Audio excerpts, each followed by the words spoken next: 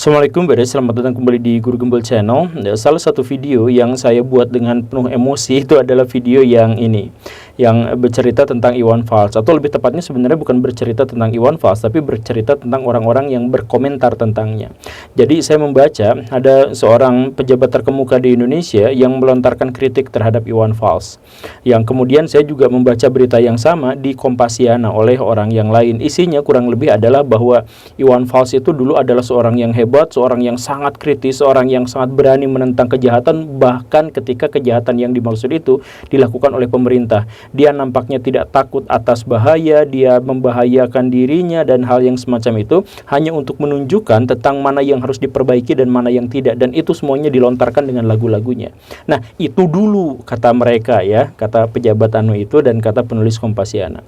Itu dulu. Iwan Fals yang sekarang itu tidak berani mengkritik, hidup dalam kenyamanan, santuy-santuy aja, ya nggak tahu karena apa, kata mereka. Pokoknya Iwan Fals sekarang tidak berani mengkritik dan dia seperti singa ompong dan seterusnya dan seterusnya.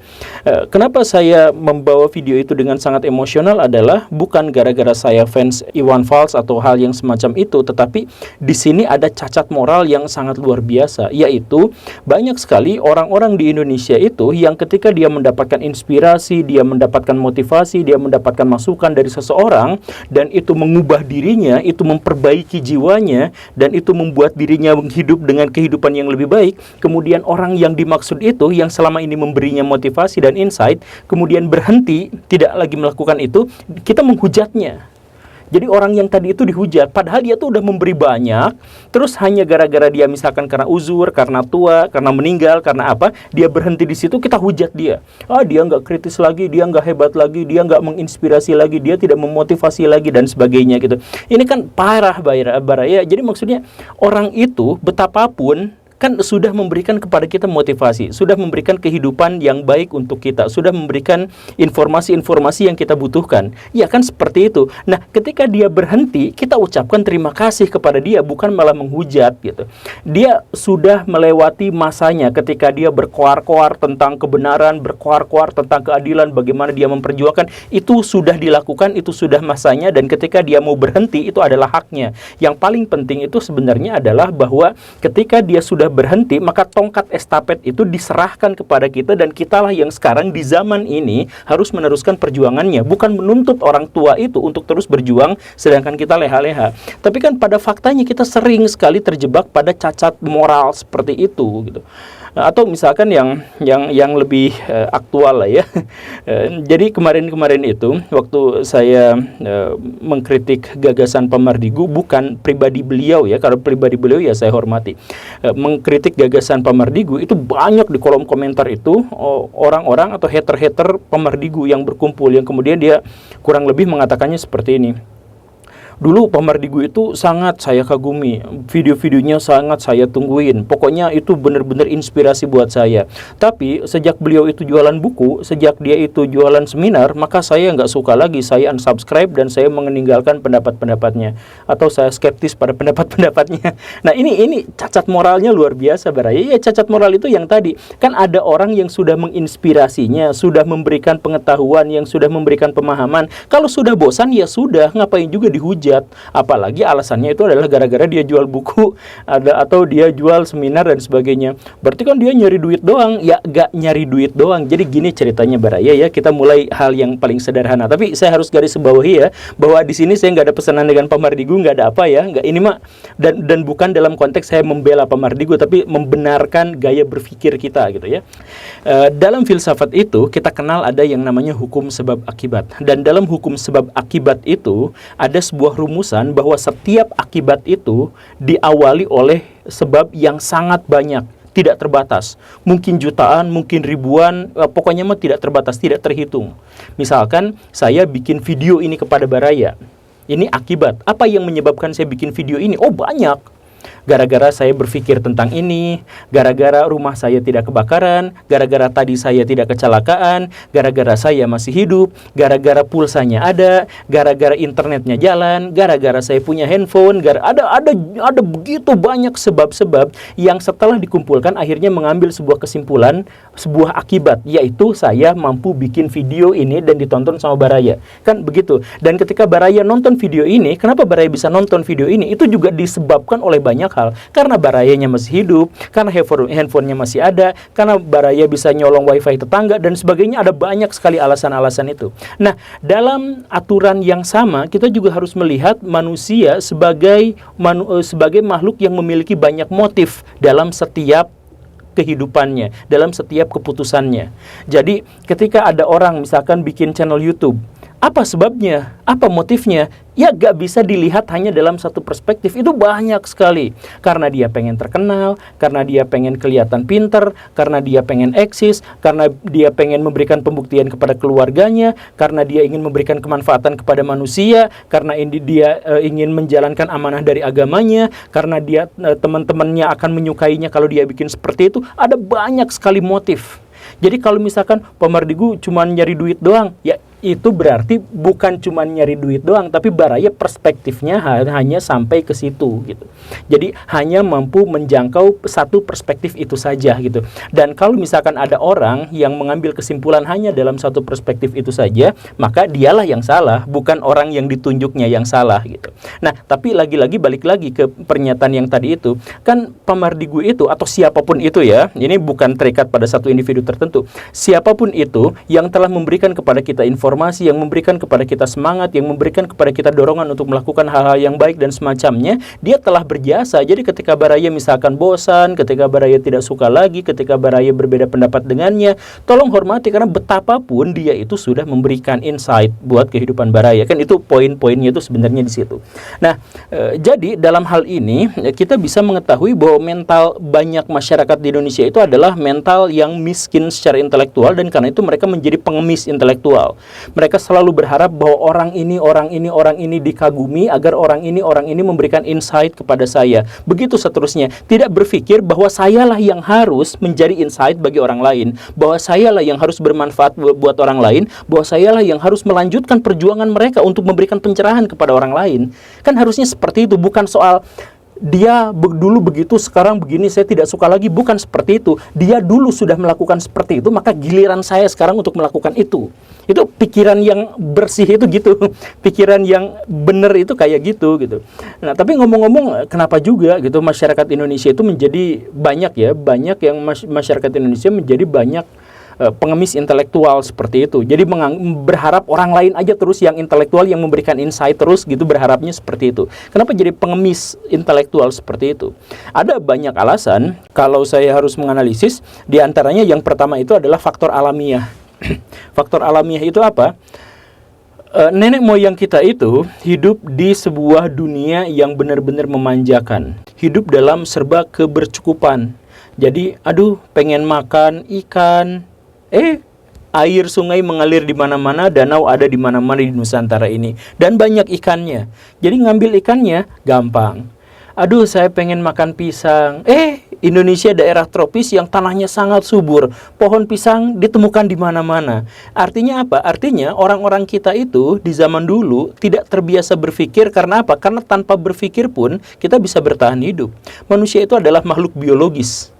Yang karena itu, maka motif-motif perbuatannya itu didasarkan pada alasan-alasan biologis. Dalam hal ini kebutuhan-kebutuhan biologis. Jadi, kenapa orang berpikir? Ya karena butuh makan. Nah, kalau misalkan tanpa berpikir orang sudah bisa makan, maka orang itu tidak akan mengembangkan daya pikirnya. Kurang lebihnya seperti itu. Inilah yang sebenarnya disinggung oleh Arnold Joseph Toynbee ketika dia membuat buku tebalnya itu, mengambil sebuah kesimpulan bahwa peradaban manusia itu bisa dicapai kalau misalkan tantangan di satu tempat itu kuat, ditambah dengan respon atau kesempatan manusia untuk merespon tantangan itu sama kuatnya. Begitulah, itu yang makanya namanya adalah challenge and response gitu. Nah, kalau misalkan masyarakat Indonesia itu gagal berintelektual dan menjadi pengemis intelektual itu gara-gara faktor alamiah, apakah kita tidak bisa introspeksi? Apakah kita hanya bisa menyalahkan Tuhan? Oh, itu tentu tidak, karena sebenarnya itu adalah teori lama dan tidak bisa digeneralisir sebenarnya. Karena kalau misalkan kita lihat realitas sekarang, banyak sekali bangsa-bangsa yang hidup di tantangan alamnya ternyata sangat memanjakan, tapi mereka bisa menjadi bangsa-bangsa yang maju. Ya, kita bisa sebut banyak lah ya. Misalkan Amerika Serikat itu kan salah satu negara yang paling kaya sumber daya alamnya, tapi jadi salah satu yang paling maju. Jepang, itu tanahnya subur kan, tanah vulkanik kayak di Indonesia gitu kan, tapi mereka juga menjadi maju. Artinya bukan hanya soal kemanjaan alamiah, ada faktor yang lain yang menyebabkan masyarakat kita itu menjadi miskin secara intelektual dan memilih untuk menjadi pengemis intelektual, berharap orang-orang yang terus memberikan gagasan dan pemikiran dan motivasi pada dirinya, tapi dirinya lupa untuk berpikir bahwa dia pun harus melakukannya. Apa faktor yang kedua itu? Faktor historis, penjajahan. Nah, Baraya tentu saja sudah menduganya ya. Jadi setelah Indonesia dilenakan oleh alam kita yang sangat memanjakan, datanglah selama berabad-abad orang-orang Belanda, orang Inggris, orang Prancis, orang VOC, Spanyol, Portugis, yang demi kepentingan mereka, demi keuntungan mereka itu sampai merusak mentalitas kita. Khususnya misalkan ini salah satu contoh di antara sekian banyak upaya mereka untuk membodohkan kita, untuk menghancurkan intelektualitas kita.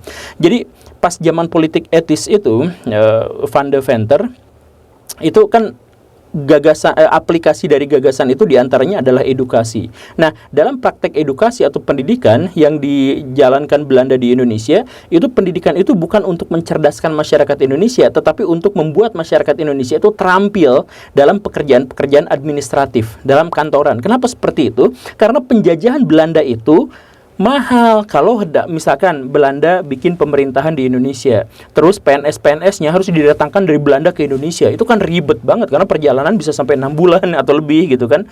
Belum lagi gajinya berarti harus gede karena perjalanan dari Belanda ke sini itu jauh banget dan sebagainya. Nah, agar tidak seperti itu, maka Belanda itu berpikir, ya udah PNS-PNS yang kroco-kroco, yang pegawai-pegawai kecil, yang centeng-centeng dan sebagainya itu agar bisa disuruh, agar bisa mengerjakan pekerjaan-pekerjaan yang praktis. Nah, disekolahkan. Tapi sekolah itu hanya untuk mengajarkan bagaimana caranya agar mereka menjadi babu Belanda yang setia dan taat. Jadi diajarkan kemampuan administratif tetapi dihancurkan intelektualitasnya. Jadi dipahamkan kepada mereka bahwa sepanjang sejarah di dunia ini bangsa kulit putih selalu menang kalau berhadapan dengan bangsa-bangsa yang lain. Jadi kalian itu jangan pernah berpikir soal merdeka itu utopia, jangan pernah berpikir soal bahwa Indonesia akan menjadi independen, bahwa Indonesia bisa berdiri sendiri tanpa Belanda. Itu semua adalah halusinasi. Nah, itu yang didoktrinkan Belanda pada kita itu seperti itu. Makanya orang-orang kita itu terbiasa juga untuk seperti itu. Kalau misalkan urusan-urusan administratif kita jago banget.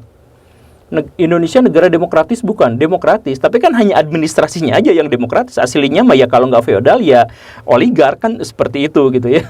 Nah, kemudian laporan-laporan kepada atasan, ya laporannya bagus, datanya ada, apanya ada. Tapi jujur aja, apakah itu dilakukan dengan sungguh-sungguh? Apakah itu menggambarkan realitas? Kan tidak pernah seperti itu. Jadi kita tuh jago administrasi, karena sama Belanda dipaksa untuk seperti itu. Tapi kita miskin intelektual. Dan karena miskin intelektual, maka kita itu hanya bisa mengemis, berharap agar orang-orang lain itulah yang bisa maju secara intelektual, kemudian kita mengaguminya, dan kalau kita sudah bosan, maka kita akan menjelek-jelekannya, menghujatnya seperti itu, gitu kan. Ya itu, gitu. Nah, itu, tapi kalau faktor alamiah, kan kita nggak bisa introspeksi, itu kan urusan Tuhan. Kalau misalkan urusan historis, itu kan juga sudah terjadi. Nah, apa yang bisa kita perbaiki? Ya, faktor ketiga yang membuat kita menjadi miskin intelektual, dan akhirnya kita menjadi pengemis intelektual, itu adalah politisi kita yang memutuskan untuk menghancurkan mentalitas kita, menghancurkan intelektualitas kita demi perolehan suara yang besar. Baraya pernah nggak menganalisis atau sebenarnya mengambil sebuah kesimpulan, kampanye partai-partai politik atau tokoh-tokoh politikus itu sebenarnya sama aja. Mau dari partai apapun, mau dari golongan manapun, itu kalau kampanye judulnya selalu sama. Yang kubu pertama pasti akan mengatakan bahwa negara Indonesia ini sekarang miskin, rakyat menjerit kelaparan, tidak ada yang membela, pemerintah mengabaikan mereka semua, kita harus berubah. Itu tema kampanye yang pertama dari satu kubu. Lalu kubu yang lain menimpali bahwa sampai sejauh ini pemerintahan sudah berhasil melakukan ini. Mari kita lanjutkan pada periode selanjutnya. Ayo kita berjuang sama-sama. Nah kan kayak gitu kan. Kemenangan kita adalah kemenangan rakyat. Nah kayak gitu kan. Jadi kampanye itu pasti cuma dua itu aja. Yang satu menjelek-jelekan pemerintah, yang satu membagus-baguskan pemerintah. Ya anggaplah itu wajar. Tetapi di situ tuh ada satu masalah besar yang akhirnya menghancurkan mentalitas kita dan akhirnya kita menjadi pengemis intelektual. Yaitu apa?